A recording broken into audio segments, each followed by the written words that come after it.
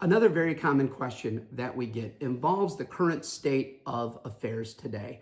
We have a lot of people who are part of a blended family, people with children from a prior marriage and second marriages, third marriages, and estate planning becomes incredibly important when you're dealing with assets such as the home, the primary residence. What happens to the primary residence when one or the other spouse passes away?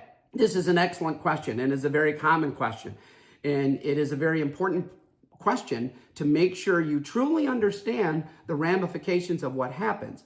So in second marriages, this is probably one of the more important questions, and to understand exactly what happens when one of the spouses passes. So typically, if a surviving spouse lives in the home, what happens to that home when they pass away, especially when there are children from that prior marriage? Most couples assume that home will go to the kids, and that is not the case. Typically, what will happen is if the home is jointly owned by the husband and wife, it's going to go to the surviving spouse.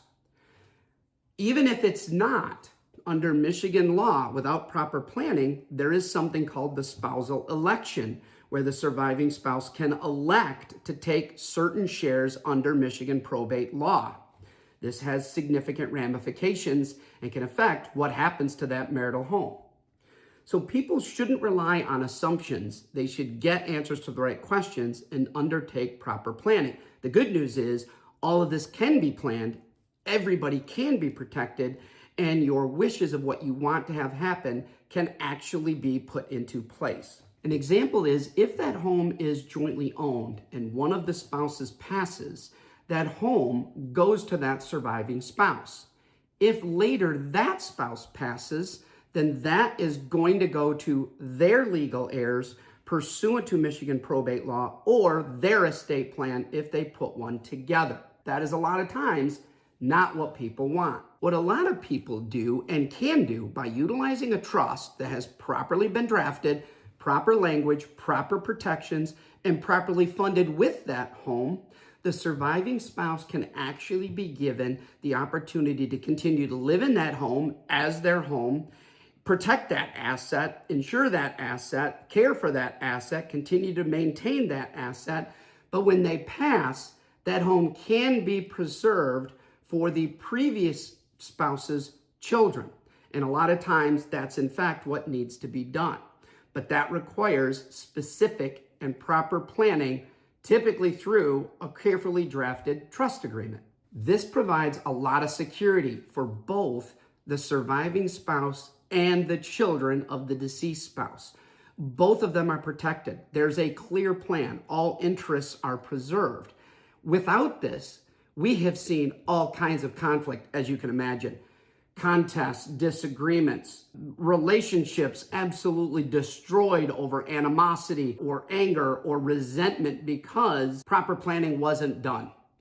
And what a lot of times proper planning does is it preserves the relationship. It avoids the disagreement. It avoids those hurt feelings. It avoids unintended consequences that are certainly going to cause these types of situations.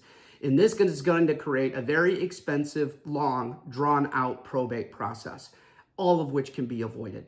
And if it can be avoided, it should be avoided. It just requires good information, proper planning, and execution. A comprehensive plan put into place, or even review an existing plan, can make sure that all of these issues and items and interests are properly, adequately, and fully addressed to preserve the relationship of the family. That integrity is important. It's probably the most important thing. So putting together a plan, reviewing your plan to make sure the cliche, your I's are dotted and your T's are crossed, so that you know you're not hoping the right things are going to happen. Let's be clear. Hope is not a plan. You need a plan. That's a plan. Put it into place and make sure you know exactly that you have every single person, every single asset accounted for and protected the way you want them to be and the way they should be. These are the most important things in your life. Your people, your family, your assets, your hard work, your savings. Make sure you've got your I's dotted and your T's crossed.